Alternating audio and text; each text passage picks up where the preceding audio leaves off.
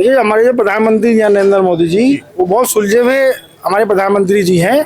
वो जो भी निर्णय ले रहे हैं वो सिर्फ और सिर्फ हमारे भारत देश के हित में लिए जा रहे हैं। देश अहित में कोई निर्णय नहीं लिया जा रहा, और जो भी उन्होंने लागू करा है वो सब देश हित में है। जैन साहब जी, इलेक्शन में हर अगर वोटर नहीं बोलेंगे, अब नहीं बोलेंगे तो 5 साल बाद मौका मिलेगा वोटर को बोलने का कि देश अभी किस दिशा में जा रहा है। तो आपके हिसाब से क्या है? भाई मेरा सभी मुजफ्फरनगर वासी और जो हमारे हिंदुस्तान वासी हैं उनसे एक ही प्रश्न है कि नरेंद्र मोदी जी के अलावा दूसरा चेहरा है कौन सा? प्रधानमंत्री के लिए दूसरा चेहरा कौन सा है सर? ये तो पता तो लगे हमें। चलिए देखिए भाई, अगर हमारे प्रधानमंत्री नरेंद्र मोदी इस काबिल नहीं लग रहे आप लोगों को, तो दूसरा आदमी कौन सा है? वो नाम बतावें कि भाई ये आदमी नरेंद्र मोदी जी से बढ़िया देश चलाएगा हमारा। सर वो आदमी हमें नजर नहीं आ रहा कहीं। चलिए एक चीज बता दूं सर, हमारा जो संविधान है, आप तो सारे अधिवक्ता हैं और मेरे से ज्यादा नॉलेज रखते हैं। एक चीज बताए, हमारे जो संविधान में कैंडिडेट चुने जाते हैं, कैंडिडेट जाके प्रधानमंत्री चुनते हैं। जो अमेरिका की तरह डायरेक्ट राष्ट्रपति का चुनाव हमारी मतलब पब्लिक नहीं करती। इंडिया अलायंस जीत के आ जाती है और वो प्रधानमंत्री का इनकी जीत आ जाती है, और उसके बाद प्रधानमंत्री को इलेक्ट करते हैं उनकी वो कैबिनेट।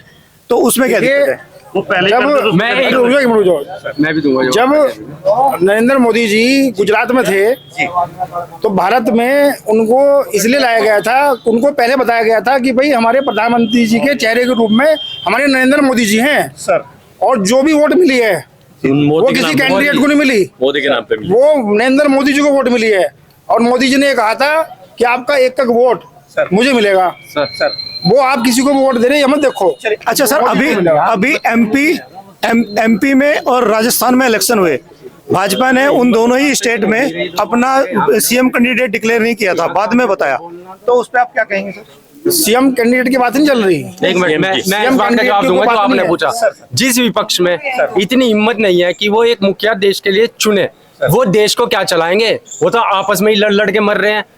जो भारतीय जनता पार्टी है उन्होंने एक चेहरा नरेंद्र मोदी जी को सामने किया, उसके बाद वो प्रधानमंत्री बने, उन्होंने देश के हित में कार्य किए। विपक्ष के पास तो चेहरा ही नहीं है, करो तो घोषित है, उनमें यही हिम्मत नहीं है कि वो चेहरा घोषित कर दे, तो वो क्या कैंडिडेट देंगे और क्या देश को चलाएंगे? देश का नाश ही होगा।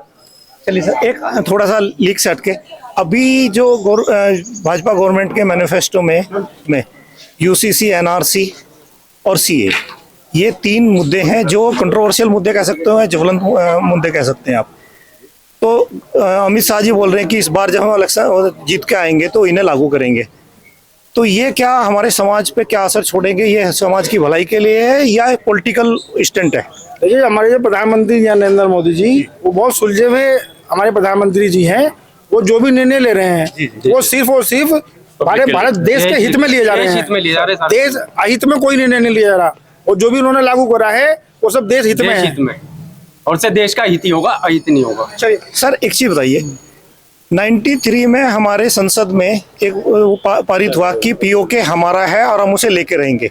उस टाइम कांग्रेस गवर्नमेंट थी, और इस बात पे कोई भी, चाहे विपक्ष हो या पक्ष हो, कोई भी उसके खिलाफ नहीं है। मोदी जी बोलते हैं कि हम बहुत ही जल्दी इसे ले लें। पाकिस्तान अधिकृत कश्मीर में जो लोग रह रहे हैं, वहाँ की जो नेचुरल रिसोर्सेस है उसका यूज पाकिस्तानी गवर्नमेंट कर रही है और उन्हें कोई फैसिलिटी नहीं दे रही। तो इस तरीके से गवर्नमेंट क्या उनकी आवाज नहीं उठा सकती? वे भी तो हमारे आदमी। वो प्रधानमंत्री जी सब कुछ देख रहे हैं, सब कुछ धीरे धीरे सब कुछ होगा। अभी 10 साल में आप देखिए, जब आपको मुजफ्फरनगर से दिल्ली जाना होता था तो करीबन 6 घंटे लगते थे। जी। आज हम अपनी गाड़ी से दिल्ली में 2 घंटे में पहुंच सकते हैं। दिल्ली से लेकर जयपुर, हरियाणा हाईवे, चंडीगढ़, इतने बढ़िया हाईवे बना दिए। जो अब हम ट्रेन का इस्तेमाल करना, विदेशी लोग भारत में आते थे, तो विदेशी लोग भारत में जब आते थे तो अक्सर हरिद्वार में, ऋषिकेश में घूमने के लिए जाते थे। तो वे एयरपोर्ट से उतरने के बाद ट्रेन का प्रयोग करते थे कि सड़कें खराब हैं। आज वही लोग टैक्सी का प्रयोग करते हैं, रोड से जाते हैं और बताते हैं कि इतना बढ़िया सुंदर हिंदुस्तान में सड़कें बन गई हैं। नहीं, वो तो ठीक है सर, डेवलपमेंट हो रहा है, जो कर रहे हैं सही कर रहे हैं। अब सर एक चीज बताइए, लेकिन टोल टैक्स भी तो बहुत है।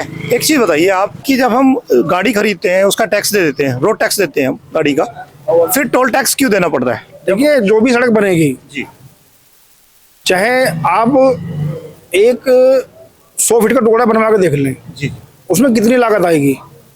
है ना। वो लागत जो कंपनी बना रही है वो अपनी जेब से तो देगी नहीं, बिल्कुल सरकार ही देगी ना।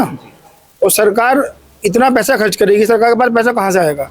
टैक्स से आता है पैसा, है ना।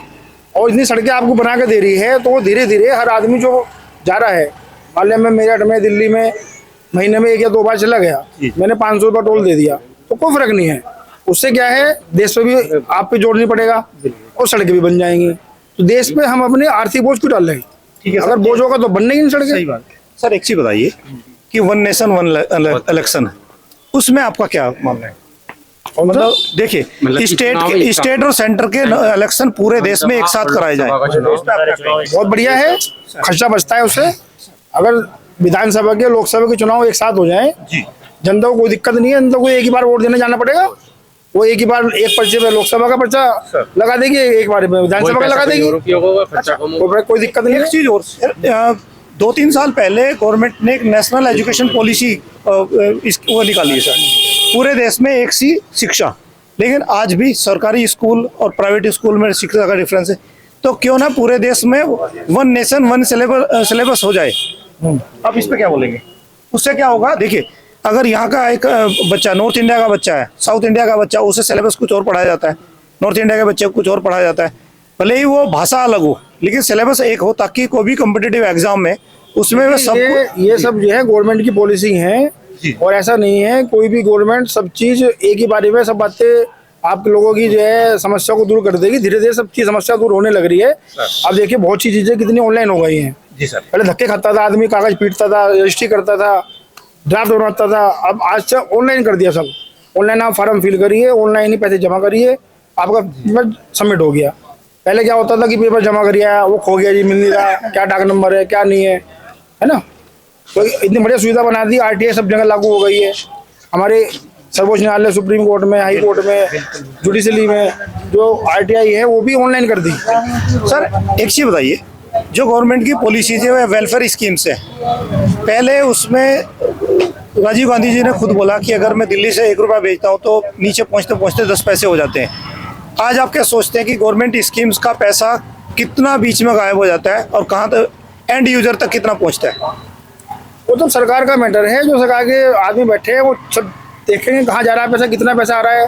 वो हमारे हाथ में तो है नहीं चेक करना। नहीं सर, ये डायरेक्ट बेनिफिट स्कीम जब से शुरू हुई, तो ये करप्शन है उसमें कुछ कमी आई आपके हिसाब से या नहीं?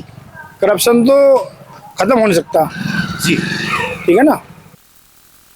दोस्तों, अगर मेरा ये वीडियो आप लोगों को पसंद आया हो तो प्लीज़ मेरे चैनल को सब्सक्राइब कीजिए, वीडियो को शेयर कीजिए और बेल आइकॉन को जरूर दबाएं, ताकि आने वाले सभी वीडियो के नोटिफिकेशन आप तक, आपके पास समय से पहुंचे। Thank you.